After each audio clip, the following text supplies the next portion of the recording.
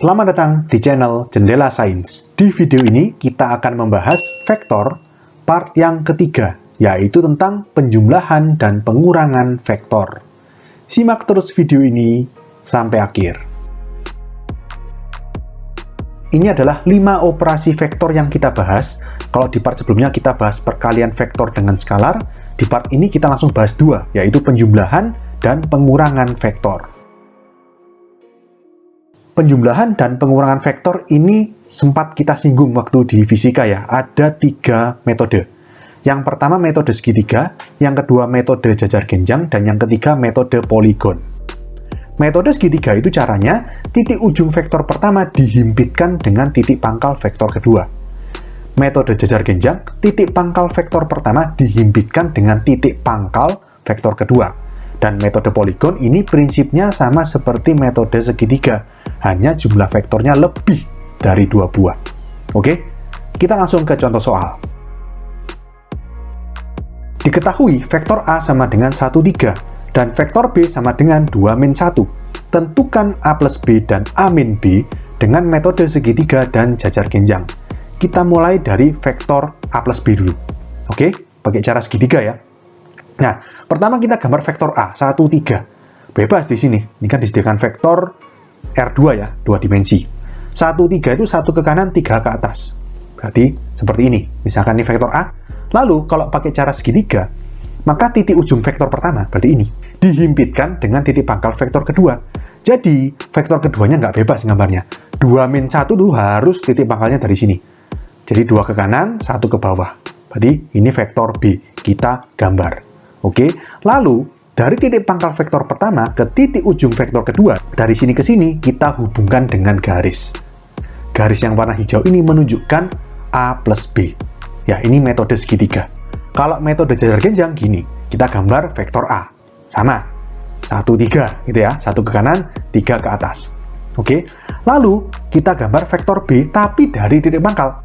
Ingat, kalau metode jajar genjang, titik pangkal vektor pertama dihimpitkan dengan titik pangkal vektor kedua. Jadi gambar vektor B-nya bukan dari sini, tapi dari sini, dari titik pangkal. 2-1, 2 ke kanan, -1 berarti 1 ke bawah. Berarti seperti ini. Oke, lalu berikutnya kita buat jajar genjang yang sisi-sisinya A dan B. Berarti seperti ini. Bikin garis putus-putus, putus-putus, lalu ini kita hubungkan dari titik pangkal ke pertemuan 2 garis putus-putus ini.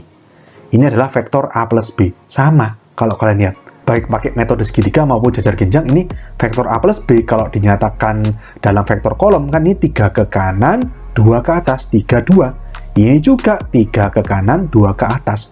A plus B-nya 3, 2 juga. Ngerti ya? Bedanya metode segitiga dan jajar genjang, tapi hasilnya sama. Oke? Sekarang A min B. Nah, kalau A min B gimana? Gini. A min B itu boleh kita anggap sebagai A plus negatif B. Ya kan? Jadi di sini kita gambar A sama pakai metode segitiga ya, A.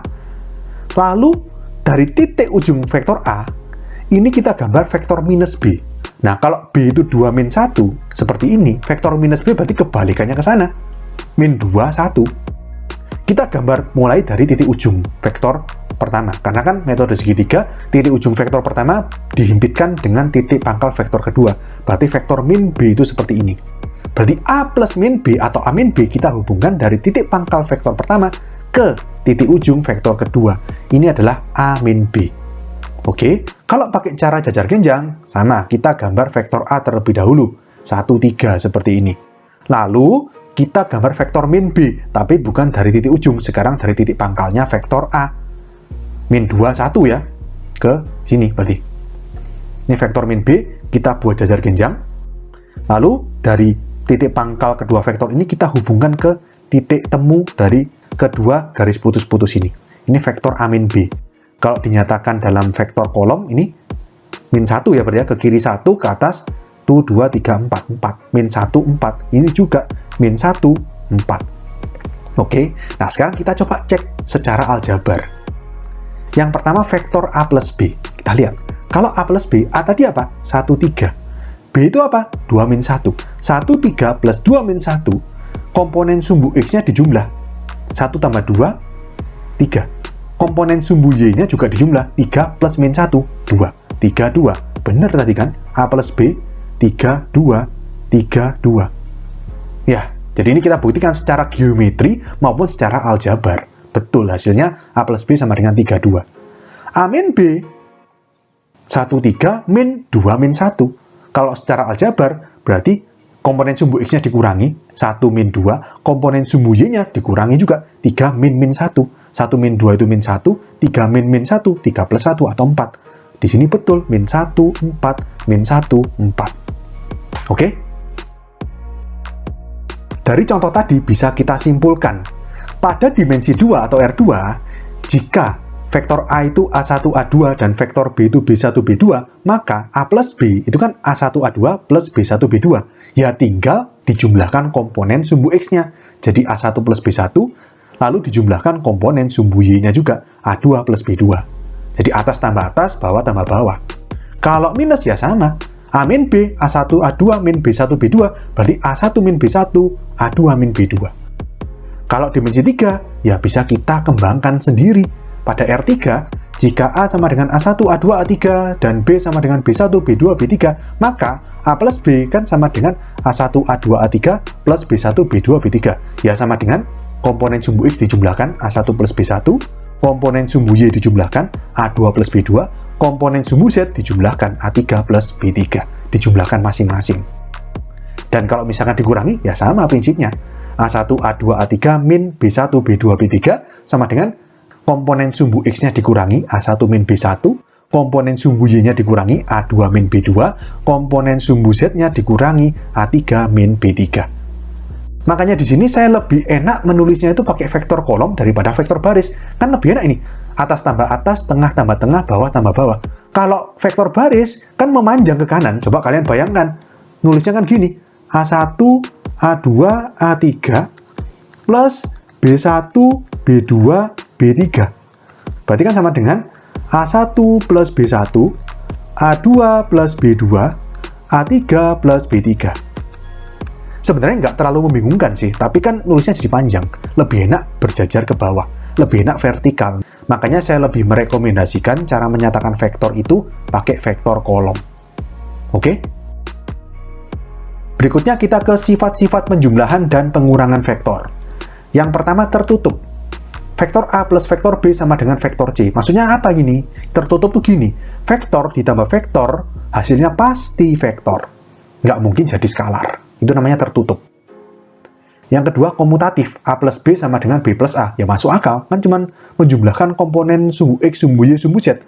Kalau posisinya dibalik, A plus B sama B plus A, ya sama aja. Kan gitu ya. Yang ketiga, asosiatif. Jadi kalau misalkan ada 3 vektor dijumlahkan, A plus B plus C, kalian boleh jumlahkan vektor A plus vektor B, baru ditambah sama vektor C. Boleh juga vektor B plus vektor C dijumlahkan, lalu hasilnya vektornya itu ditambahkan lagi sama vektor A. Itu sama aja. Berikutnya, identitas. Vektor A ditambah, ingat ya ini, vektor 0 ya. Vektor yang besarnya 0 dan memiliki arah yang tidak terdefinisi. Jadi vektor A ditambah vektor 0 sama dengan vektor 0 ditambah vektor A sama dengan vektor A itu sendiri. Dan yang terakhir, inverse penjumlahan. Vektor A ditambah dengan inverse-nya atau negatif vektor A. Ingat ya, ini negatif vektor A atau inverse vektor A itu merupakan vektor yang panjangnya sama dengan vektor A, hanya arahnya berlawanan. Berlawanan arah dengan vektor A. Vektor A ditambah negatif vektor A sama dengan negatif vektor A ditambah vektor A sama dengan vektor 0. Oke, sekian untuk video kali ini. Untuk melihat playlist lengkap dari bab ini, bisa kalian klik thumbnail yang ada di sebelah kanan atas ini. Jika ada pertanyaan, saran, maupun kritik, bisa kalian tulis di kolom komentar. Semoga bermanfaat dan sampai jumpa di video selanjutnya.